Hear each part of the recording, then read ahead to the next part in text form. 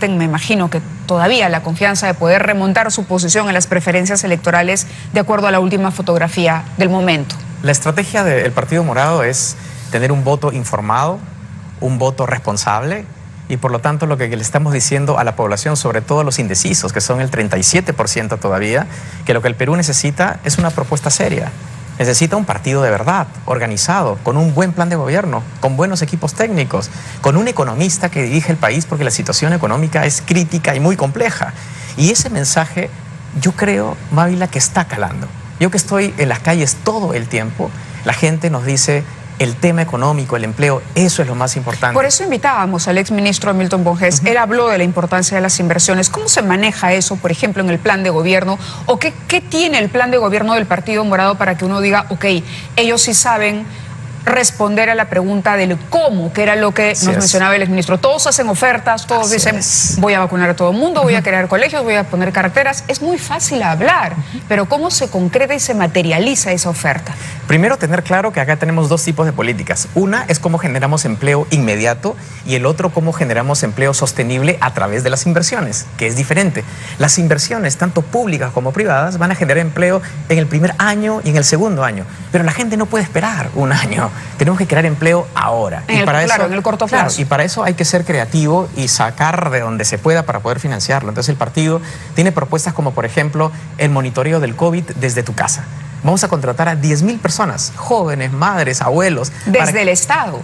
Claro, desde su casa, ellos con un celular y con una base de datos que el gobierno les va a dar, van a hacer un seguimiento a millones de peruanos, preguntándoles, ¿te has infectado? ¿Cuántas veces? ¿Qué síntomas tienes? ¿Cuáles son las secuelas? Y así hacemos un monitoreo de la pandemia como la ciencia pide. El MINSA, el Ministerio de Salud, no se da abasto para eso. Entonces, un programa es contratar a 10.000 personas inmediatamente, pagarles un sueldo y además que sirvan a la nación. Otro es la vacunación. Las enfermeras y los enfermeros no se dan abasto. Y vamos a trabajar en 1.600 puntos. Entonces, ¿qué vamos a hacer? Vamos a llamar a los estudiantes de los 2 últimos ciclos de las facultades afines, les vamos a pagar un sueldo para que además nos ayuden a vacunar.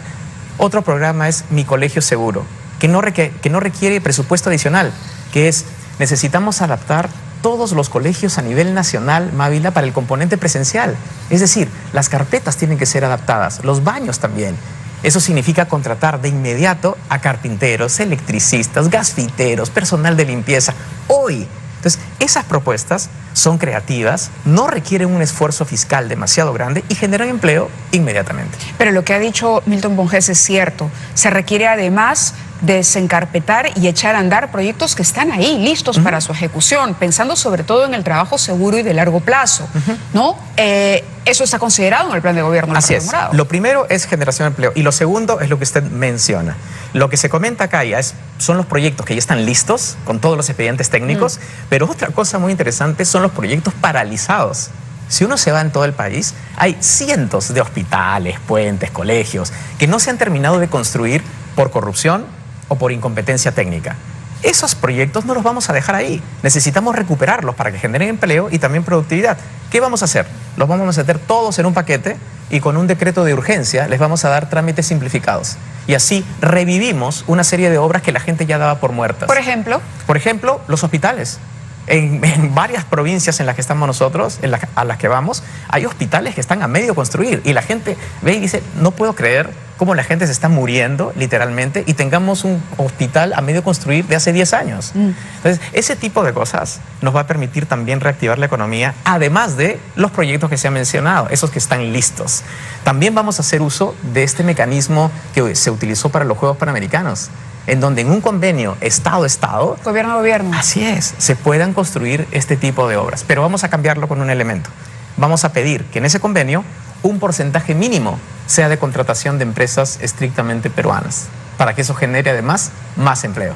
De acuerdo. La posición del Partido Morado es una posición de centro, y si es así, ¿cómo se define este centro que, de acuerdo a analistas, pareciera desdibujado?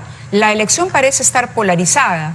Opciones de izquierda, opciones de derecha, de los dos extremos. La posición del Partido Morado siempre ha sido la defensa del centro, pero el centro parece no está resultando ser atractivo. Yo creo que no está resultando ser atractivo porque la gente no tiene cabeza para pensar en las elecciones. Y también lo veo en las calles, pero también en las encuestas. 75% de los peruanos no están pensando en las elecciones. Y eso nos hace saber, o nos dice, de que conforme se llegue al 11 de abril, va a haber mayor atención. Por eso el centro tiene que emerger. ¿Y con qué mensaje? Pero ¿por qué tendrían que haberle no prestado atención al Partido Morado y sí, por ejemplo, haberle prestado atención a quienes han repuntado, ¿no? El señor Lescano, el señor López Aliaga, han subido en su intención de voto.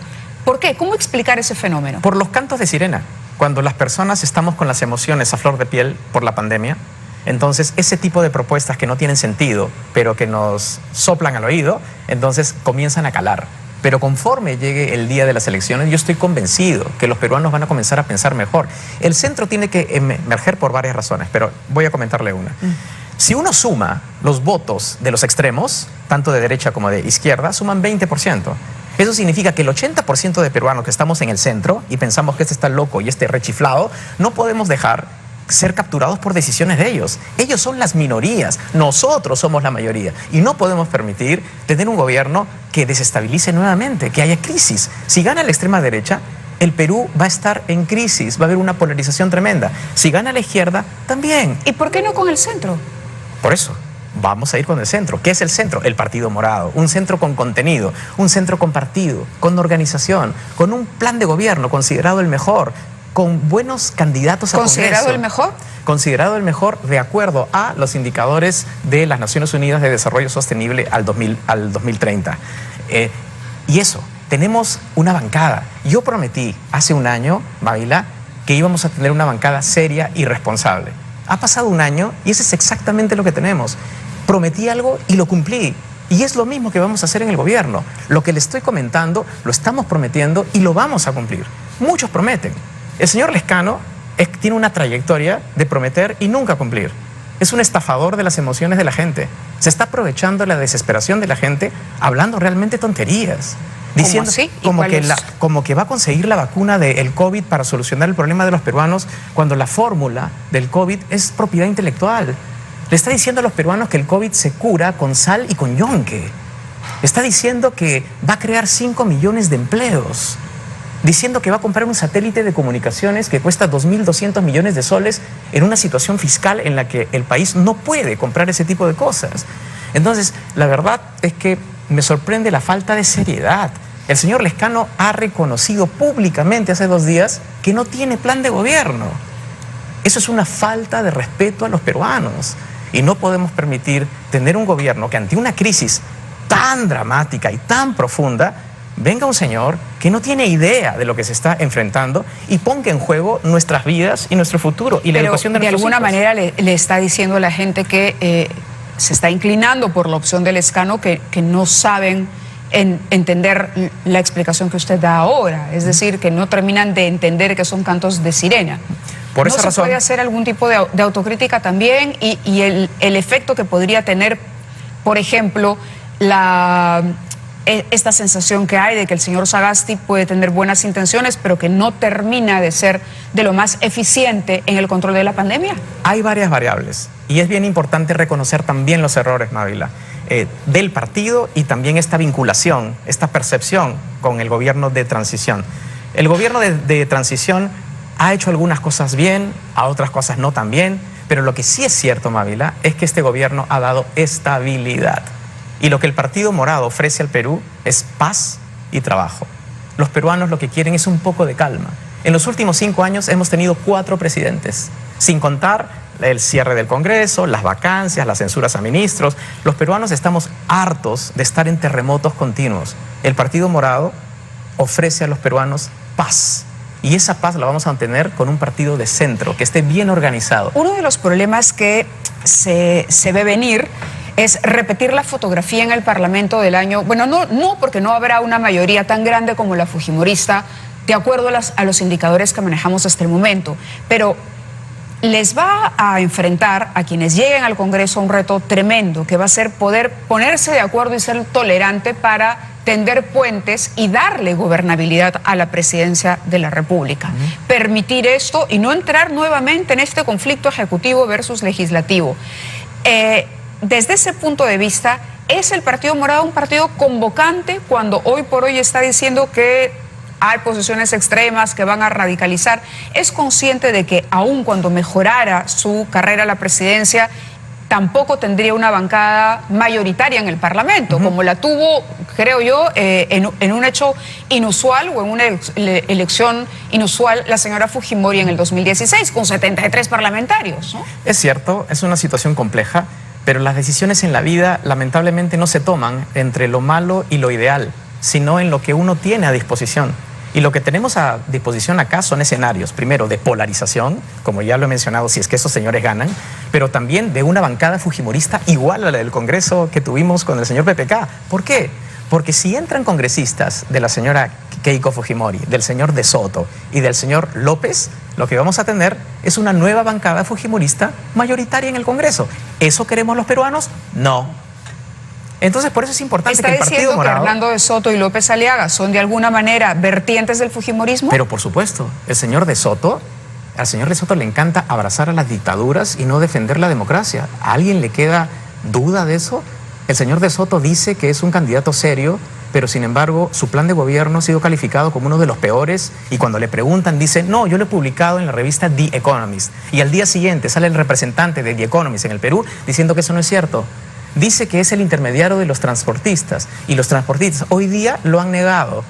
Entonces, el señor De Soto, la verdad es que sorprende porque no tiene tanta seriedad como él decía, y segundo, que es más fujimorista, que eso lo tenemos bastante claro. Entonces, los peruanos tenemos que tener las cosas claras, y el Partido Morado tiene dos objetivos en lo que queda de las elecciones. Uno, propuestas como las que hemos conversado, aterrizadas, claras, decir cómo y cómo lo vamos a financiar, y por el otro lado denunciar y explicarle a los peruanos qué escenarios políticos tenemos si es que elegimos a estas opciones. Ese es el gran peligro, la ingobernabilidad, porque si la gente quiere salir adelante y los hijos quieren ir al colegio, necesitamos estabilidad política. Y si votamos por estas opciones, no vamos a tener tranquilidad, no vamos a tener paz. Solo un partido bien organizado, por más fragmentación que haya en el próximo Congreso, si uno tiene un partido bien organizado que está en el Ejecutivo, con operadores políticos, con plan de gobierno, con equipos técnicos, los golpes de los costados van a doler, pero van a doler menos. Vamos a la pausa. Si es que tenemos un gobierno débil. Vamos a ir a la pausa y continuamos conversando con Julio Guzmán, que está aquí en los estudios de Canal N. Muy bien, continuamos conversando con Julio Guzmán del Partido Morado. Yo le decía que era importante el tema de la autocrítica y, por supuesto, además que va a ser sin duda e innegable que el papel que desempeña el presidente Sagasti tenga un peso, una influencia en lo que al final decida la gente. Y le hablaba de la gobernabilidad en el Congreso también. ¿Son conscientes ustedes de que aspiran a lograr alcanzar la valla, pasar la valla, tener representantes en el Congreso con una bancada que pueda hacer alguna eventualidad de que usted no salga presidente? ¿Cómo se comportará la bancada del Partido Morado? En primer lugar, nosotros seguimos con la esperanza que vamos a pasar a la segunda vuelta, y lo decimos porque estamos haciendo un trabajo muy serio y porque estamos convencidos que las elecciones se van a definir en los últimos 2 días. Mávila, yo he revisado los datos, el equipo ha revisado los datos de las últimas elecciones presidenciales, y en las 3 últimas, los que estaban en los primeros lugares no ganaron. De hecho, el actual alcalde de Lima, 3 semanas y media antes de las elecciones, estaba en 7º, 8º lugar, según las encuestas. Por lo tanto, lo que el Partido Morado tiene que hacer es promover un voto informado, un voto responsable, alertar a la población sobre todo lo que está en juego y darles nuestras propuestas. Y yo mantengo la esperanza que todo puede cambiar. Usted ha dicho que el Perú tiene la tasa de vacunación más alta, ¿es cierto? Después de Chile, sí. Pareciera que es un dato impreciso. De acuerdo a algunos estudios efectuados, parece que esto no es tanto así. Como parte de su respuesta, usted hizo un comentario positivo acerca de la gestión del presidente Sagasti y agregó: hoy día tenemos 360.000 peruanos vacunados contra el COVID-19 con las tasas de vacunación más altas. Luego de revisar la data de vacunación a nivel mundial y consultar con especialistas, la red que estoy citando, que es la red Amayuya, concluye que esta afirmación es engañosa. Las declaraciones completas del aspirante, en fin, ¿no?, de la siguiente transcripción. ¿Cómo solucionar ese problema? El problema pasa por hacer 5 ajustes diferentes y lo que nosotros hemos explicado que vamos a poder llegar al resultado al 31 de diciembre de este año. ¿Cuáles son esos ajustes? Que vamos a utilizar 1.600 puntos de vacunación con los centros de salud que ya existen, pero que no tienen equipos y no tienen personal. ¿Cómo vamos a solucionar el problema del personal? Vamos a llamar, como ya he mencionado, a los jóvenes universitarios para que nos ayuden en la vacunación. Pero lo otro fundamental es la estrategia de comunicación. 40% de peruanos aún no creen en la vacuna y eso es un problema de salud pública. Y la comisión de científicos. El presidente no puede tomar decisiones si no tiene una comisión de científicos que lo asesore permanentemente, no solo sobre la vacunación, sino sobre las nuevas variantes que están llegando. ¿No hubiera sido mejor apoyar a Sagasti, no desvincularlo de la relación con el Partido Morado? Era una ventaja tenerlo y hacer un gobierno exitoso, así sea de transición. El problema está en que solo un gobierno de transición independiente es el que iba a garantizar elecciones transparentes, por ejemplo. Un gobierno de transición no es un gobierno democráticamente elegido y por lo tanto tiene que gobernar para todos los peruanos. El que el Partido Morado estuviera involucrado iba a causar problemas para el Perú. Fue una decisión muy difícil. ¿Habían riesgos políticos? Por supuesto que lo sabían. ¿Y esto significa un deslinde con los errores que eventualmente pueda cometer el gobierno? Por supuesto, como lo hemos dicho. Yo he sido muy claro. ¿Qué errores ha cometido Sagasti? Para comenzar, el presidente Sagasti es el que ha convocado al gabinete y ha organizado el gabinete. Y ahí tenemos los resultados, buenos o no tan buenos. Julio Guzmán organizó la bancada, dirigió la bancada, trabajó junto con ellos y ahora vemos los resultados. ¿Qué elecciones le parecen desafortunadas en el gabinete? Varias. Primero, la falta de comunicación. A mí me parece que el gobierno desprecia la comunicación y eso es un error. Es tan importante hacer como comunicar a la gente qué es lo que estás haciendo. Ese es un error. Lo segundo es el empleo. Yo ya le mando estas señales de humo al presidente. Le digo, aquí están las 10 alternativas que el Partido Morado da para que sean ahora. Y hasta ahorita no me hacen caso.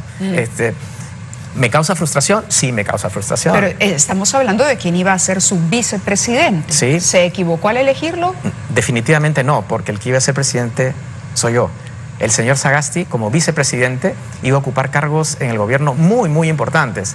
Pero a ver, el presidente viaja, el presidente tiene reuniones, para algo existe un vicepresidente. Hemos visto el rol de los vicepresidentes que han tenido finalmente que asumir y tomar también decisiones, se han vuelto más visibles. Y el solo hecho de reclutar a una persona para que comparta la plancha presidencial supone que hay un filtro y una confianza en eso. Absoluta. La confianza en el presidente Sagasti, no solo por su honestidad, por su preparación, por el tipo de persona que es absoluta.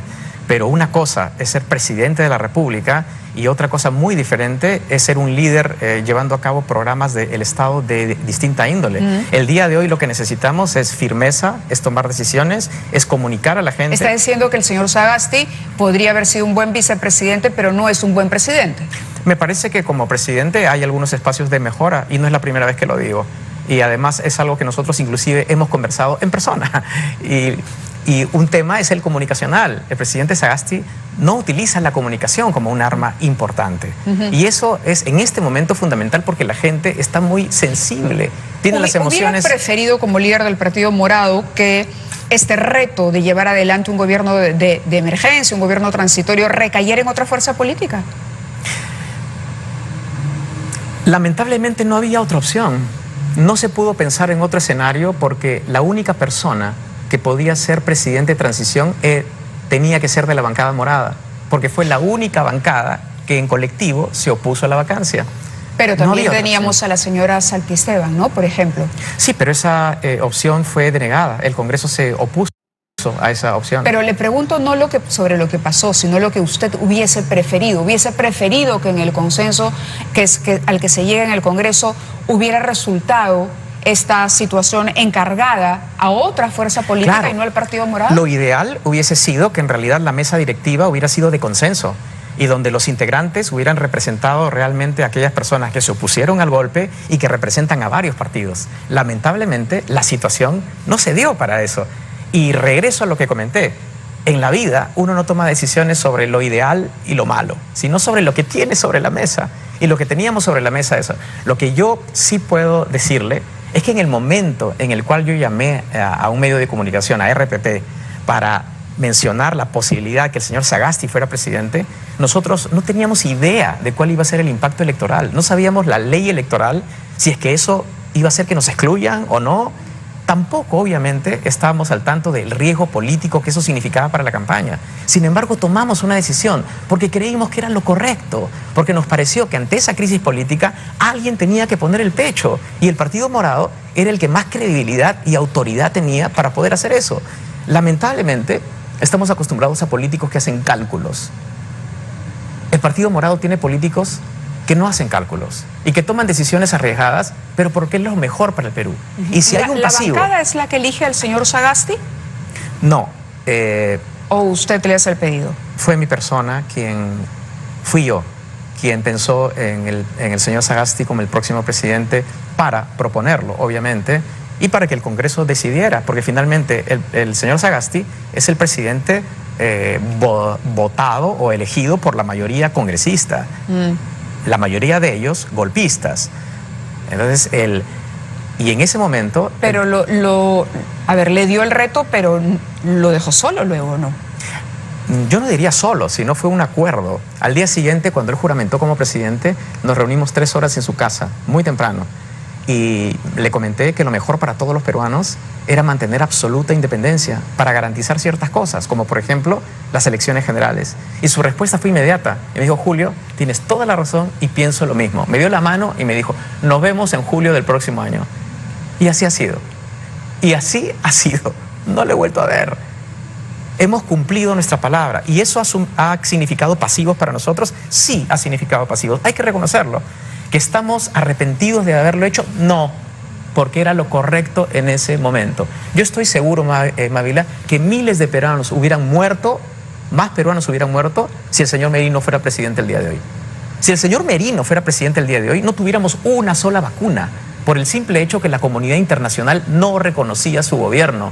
Hoy día no tendríamos 500.000 de peruanos vacunados. Hoy día las redes sociales están llenas de anuncios. Mi abuelito se vacunó, con una felicidad de tener a sus padres, a sus abuelos ya vacunados. Ahora, eso el gobierno es un gran logro. Se defiende y señala que ya habían algunos preacuerdos y conversaciones avanzadas, ¿no?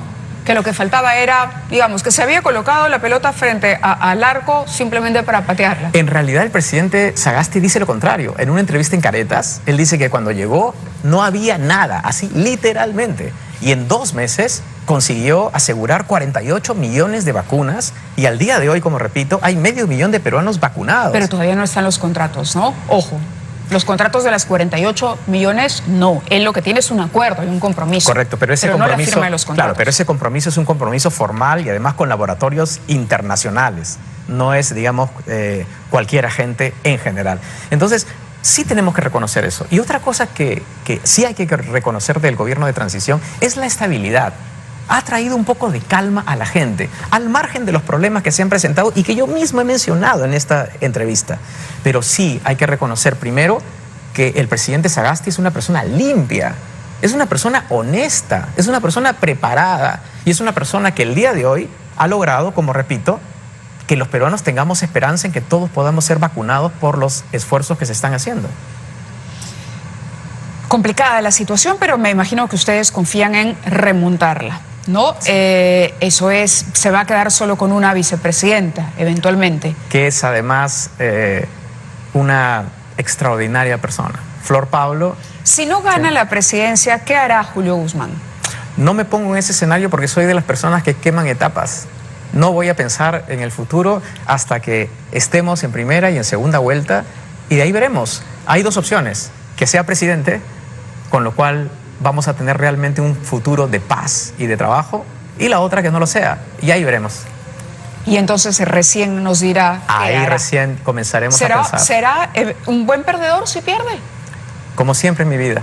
¿Saludará al ganador? Como siempre en mi vida, porque desde niño he tenido que tomar... ¿Apoyará al gobierno, sea este de extrema derecha o de extrema izquierda, en aras de la gobernabilidad? ¿Podemos tener ese compromiso de su bancada? El Partido Morado no hace eso. Lo que el Partido Morado hace es todo lo que sea bueno para el Perú, de donde venga, de cualquier partido, lo apoyamos. Y todo lo que consideramos malo, no lo apoyamos. No decimos... vamos a hacer un partido de oposición. Uno dice, ¿qué? Pero si el gobierno que ha sido elegido ni siquiera se ha pronunciado y tú ya dices que eres de oposición, o sea, esa es una locura. El Partido Morado lo que hace es todas las iniciativas legislativas que hacen sentido, así vengan de cualquier partido, la apoyamos. De acuerdo. Y todo aquello que no, nos oponemos. Muy bien, le agradezco su presencia aquí en el programa.